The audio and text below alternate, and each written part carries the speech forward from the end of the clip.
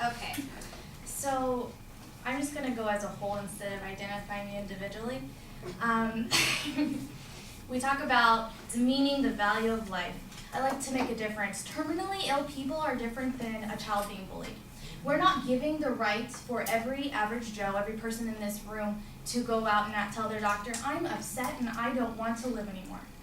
We're going against you having the right, if you are terminally ill and have 6 months to live, to then request that. The Oregon model, and that's what we're modeling after, already has statutes in place, the requirements. You have to be, again, terminally ill and going to die within 6 months. Not being bullied, not a child, and not anyone else. Let's also go to the escape of the work for the doctor. That is not the plan. The doctor is not requesting this. The patient is. So that's not even relevant. The doctor is not going to coerce their patient. And if they do, then yes, they're breaking the Hippocratic Oath, and they should be punished. But if the patient is requesting it, then at that point, it fits the model. Crime is to take another's life. That is, again, with the Hippocratic Oath. It's taking that person's life. We're arguing that the model allows the physician to waive that part of the oath so that they're doing what their patient wants. And that's it. We're not arguing the Hippocratic Oath is straightforward, here we go, and we're going to keep it at that. We're arguing we want the option to waive that part of it if they are terminally ill and they meet the requirements. Their mindset, they're already mentally tested. That is one of the requirements. You have to be mentally tested so that we're checking, are you depressed and this is the only reason you want to go out, or are you mentally ill? We're trying to make sure that model does have the ways to weed out those criteria. Let's see. And the government's not picking up the tab. You mentioned that it's expensive. Yes, chemotherapy is very expensive. You can Google that.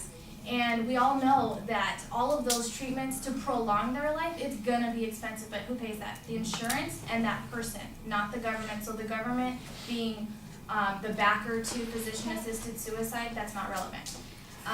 The federal government does not have any assisted suicide laws as of right now. Those laws are generally handled at the state level.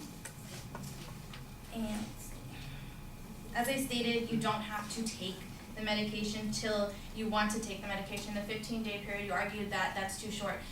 Okay, that's short.